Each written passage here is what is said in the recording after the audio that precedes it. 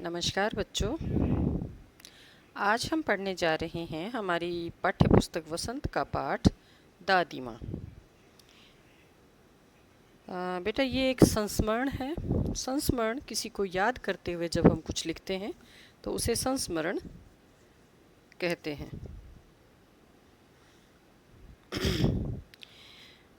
पाठ शुरू करते हैं हम। पढ़ोगे तो आपको भी शायद अपनी दादी नानी या जो भी घर के बड़े हैं वो याद आएंगे, किस तरह से बड़े लोग बच्चों से प्यार करते हैं, उनका ध्यान रखते हैं। घर के जो बुज़ुर्ग होते हैं, इसके बारे में भी हम इसमें जानेंगे। इसके साथ ही गांव की कैसी मस्त ज़िंदगी होती है, किस प्रकार उन्मुक्त जीवन होता है, इसके बारे में भी हमें इस पाठ में पता चलेगा। कमज़ोरी ही है अपनी, पर सच तो यह है कि ज़रा सी कठिनाई पड़ते बीसों गर्मी बरसात और वसंत देखने के बाद भी मेरा मन सदा नहीं तो प्रायः अनमना सा हो जाता है।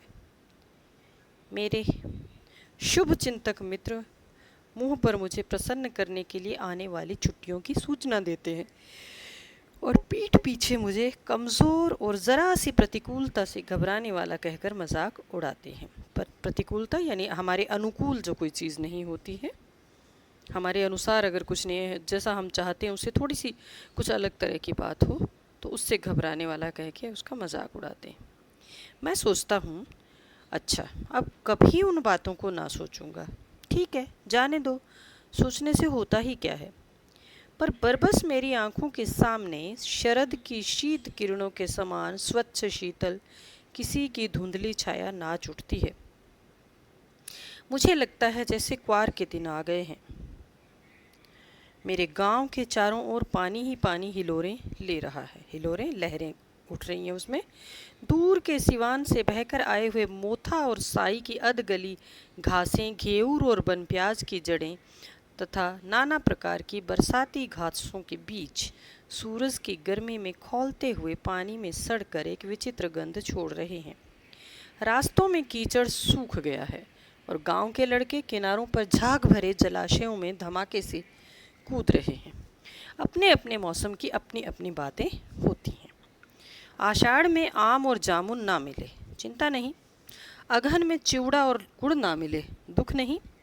चैत के दिनों में लाई के साथ गुड़ की पट्टी ना मिले, अफसोस नहीं।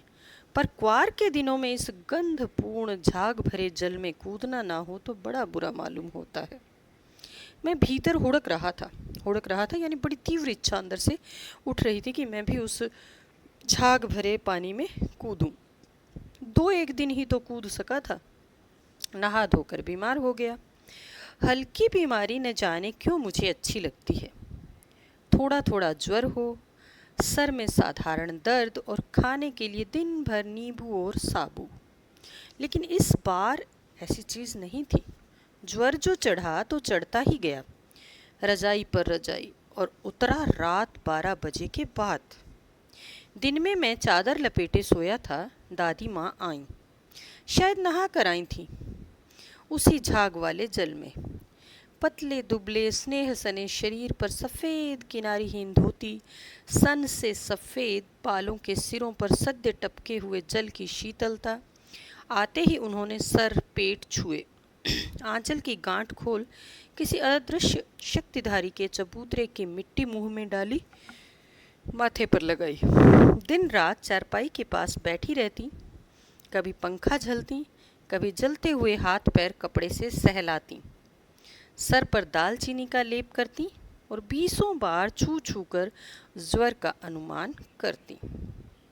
हांडी में पानी आया कि नहीं, उसे पीपल की छाल से छोंका है कि नहीं, खिचड़ी में मूंग की दाल एकदम मिल तो गई है, कोई बीमार के घर में सीधे बाहर से आकर तो नहीं चला गया, आदि लाखों प्रश्न पूछ पूछ कर घर वालों को परेशान कर देती।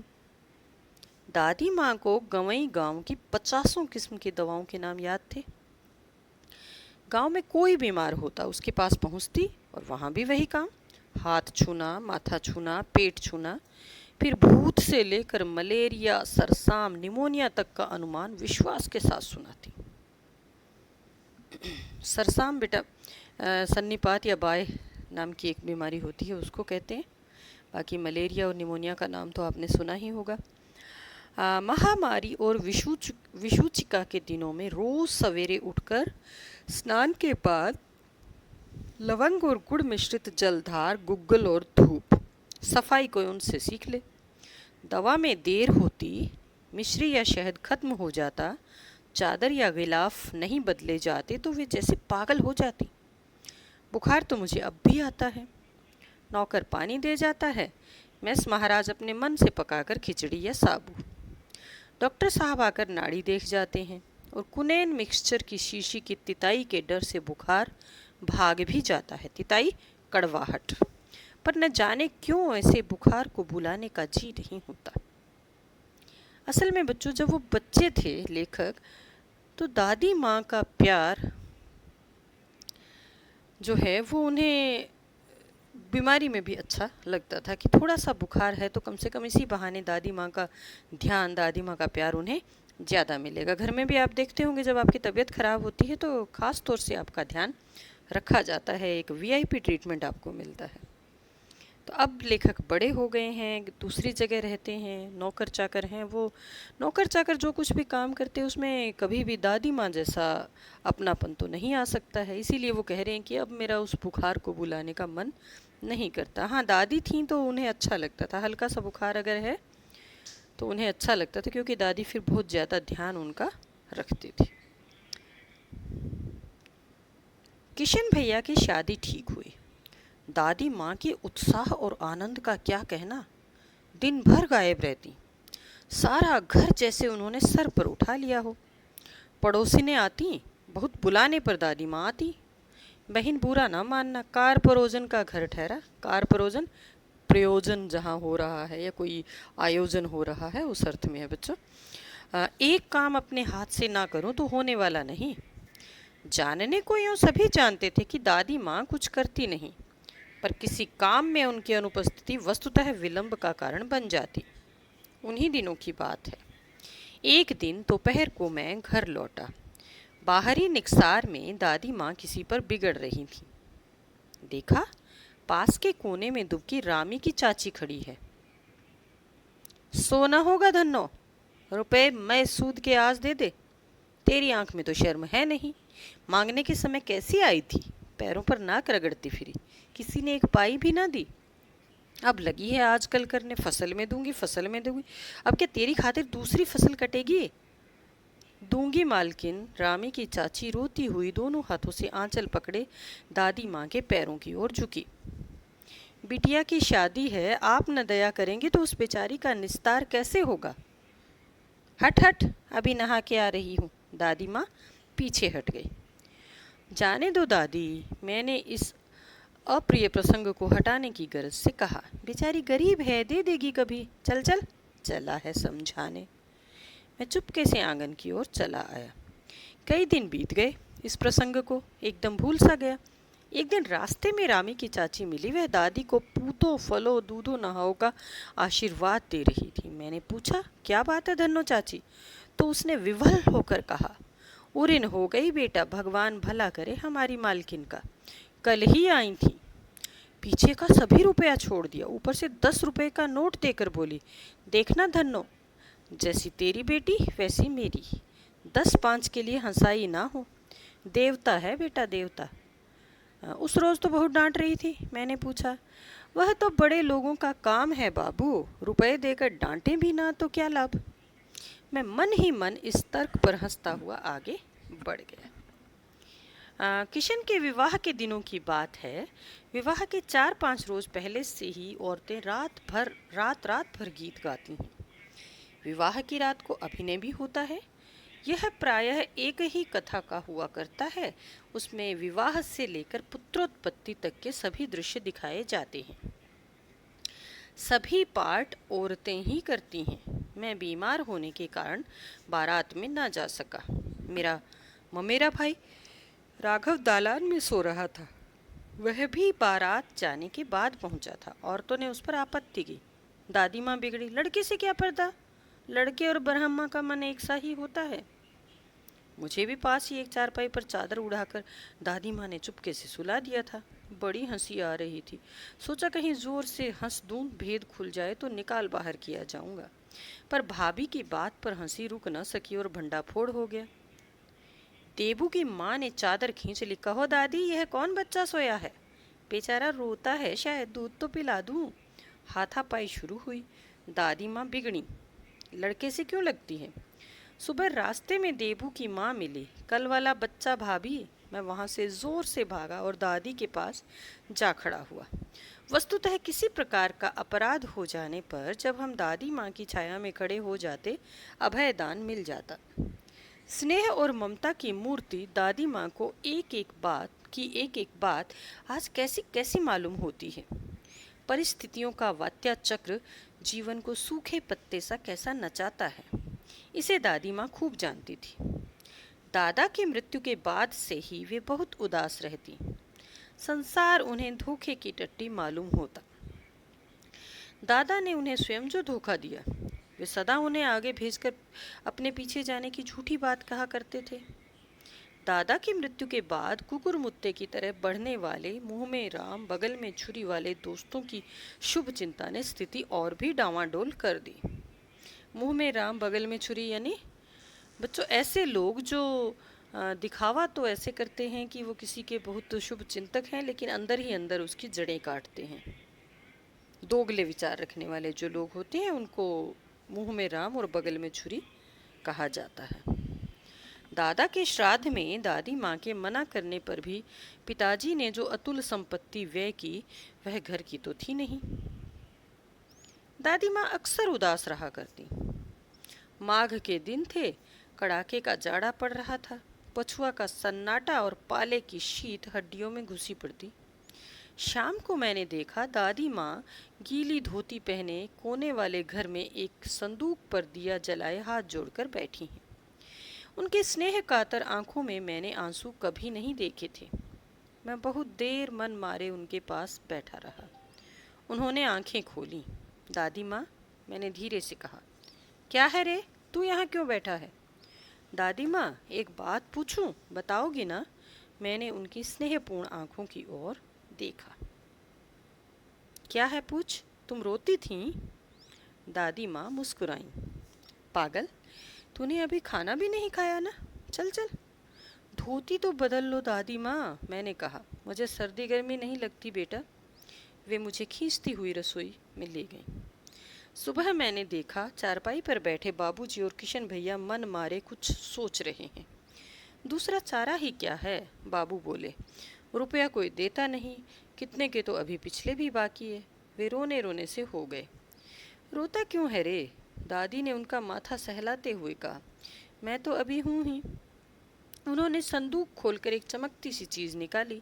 तेरे दादा ने यह कंगन मुझे इसी दिन के लिए पहनाया था। उनका गला भर आया। मैंने इसे पहना नहीं, इसे सहेज कर रखती आई हूँ। यह उनके वंश की निशानी है। उन्होंने आंसू पोंछकर कहा। पुराने लोग आगा पीछा सब सोच लेते थे बेटा। सचमुच मुझे दादी माँ शाप भ्रष्ट देवी सी लगी। धुंधली छाया विलीन हो गई। मैंने देखा दिन काफ़ी चढ़ाया है। पास के लंबे खजूर के पेड़ से उड़कर एक कौवा अपनी घिनौनी काली पांखें फैलाकर मेरी खिड़की पर बैठ गया। हाथ में अब भी किशन भैया का पत्र कांप रहा है। काली चींटियों सी कतारें धूमिल हो रही हैं। आंखों पर विश्वास नहीं होता। मन बार बार अपने से ही पूछ बैठता है, क्या सचमुच दादी माँ नहीं रही? शिव प्रसाद सिंह। तो बच्चों, ये थी हमारी कहानी। इस कहानी को पढ़कर बच्चों आपको भी अपने घर के जो बड़े लोग हैं, दादी हैं, नानी हैं, उनकी स्नेह भरी छवि याद आई होगी। किस प्रकार से जब आप कोई कसूर करते हैं और आपके माता पिता आपको डांटते हैं या कुछ कहते हैं, तो किस तरह से वो आपका पक्ष लेती हैं और कितना वो आपको प्यार करती हैं।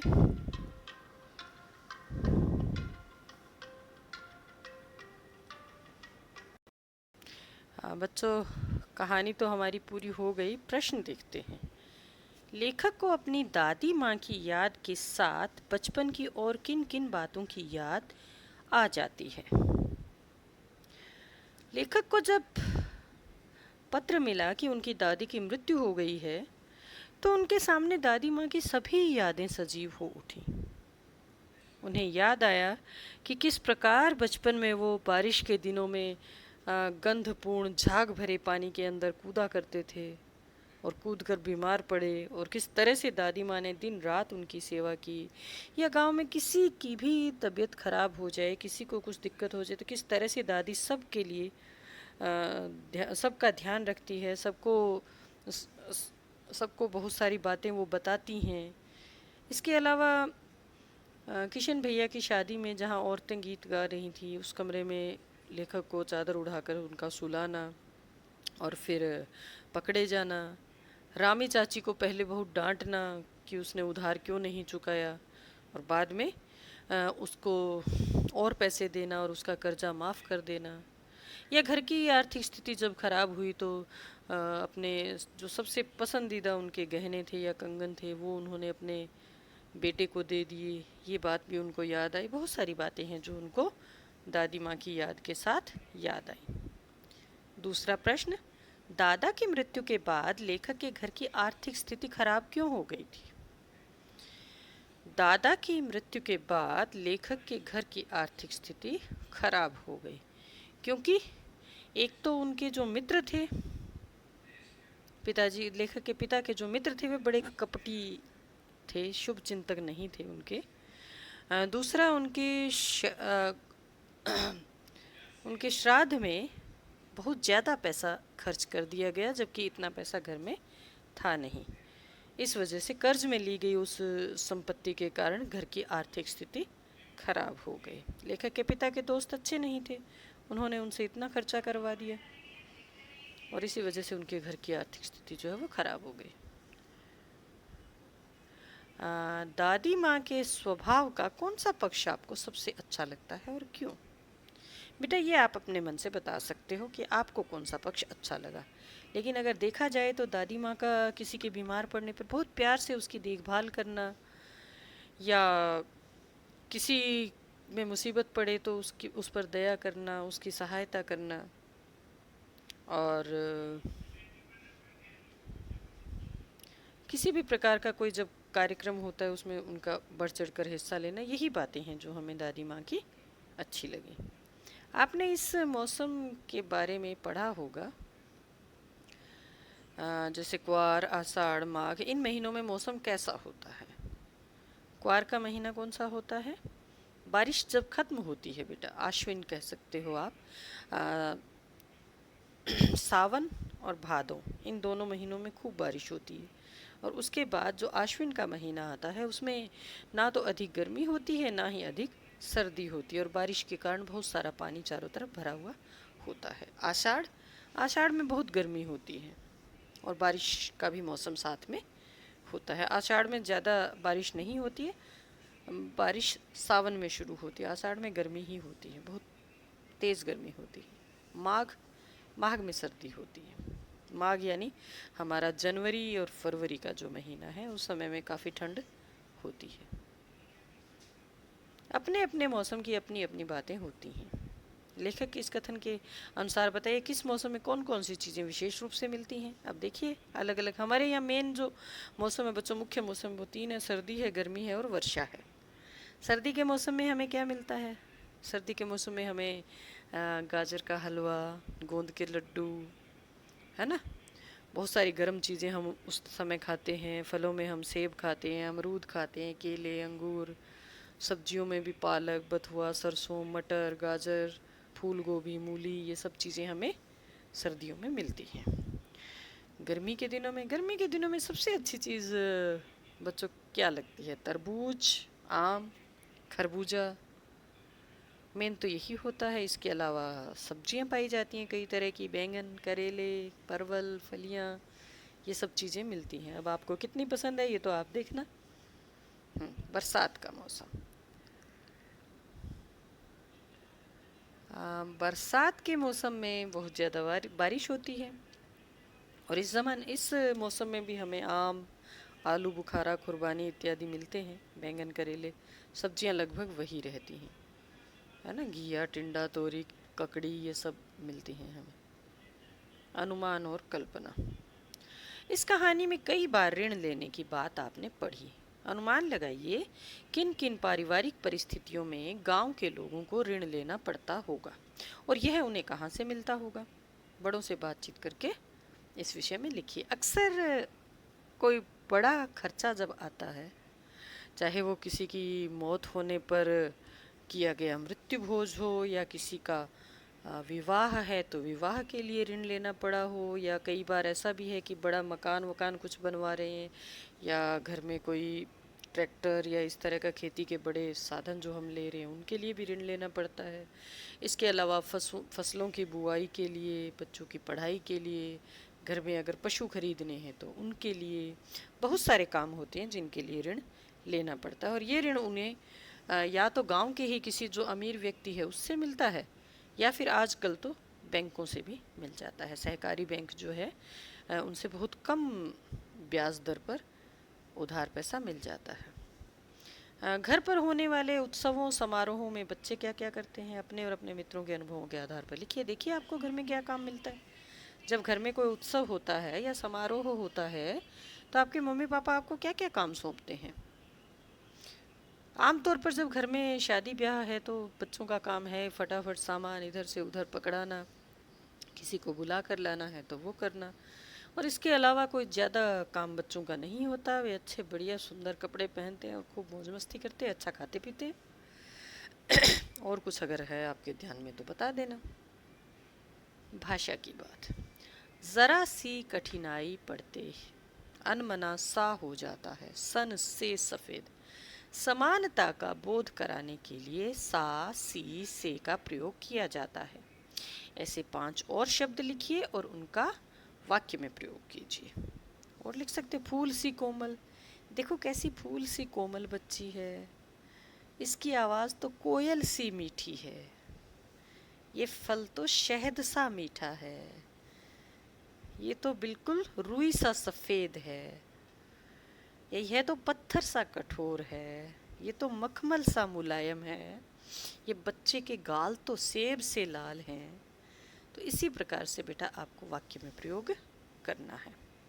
अगला प्रश्न है, कहानी में छू छू कर ज्वर का अनुमान करती, पूछ पूछ कर घर वालों को परेशान कर देती जैसे वाक्य आए हैं।